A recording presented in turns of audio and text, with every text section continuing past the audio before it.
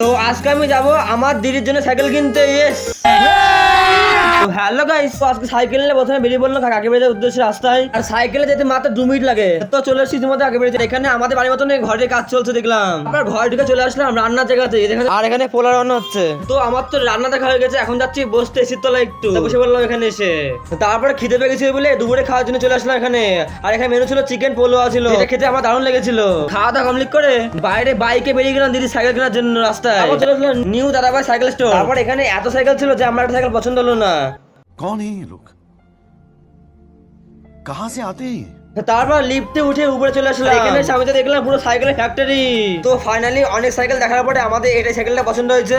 তো উপর থেকে নিচে চলে এসেছি ইতিমধ্যে। আর এখানে এসেছি সাইকেল একটু রিপেয়ার করতে। ইতিমধ্যে সাইকেলের প্যাডেল, ঝাঁকা, সাইকেলের তালা, আমাদের সাইকেলের সেটা কমপ্লিট হয়ে গেছে। আর এখন আমি সাইকেলের বিলটা পেমেন্ট করি। আর তোমরা এরকম মিনি ব্লগের জন্য চ্যানেলটা সাবস্ক্রাইব করো।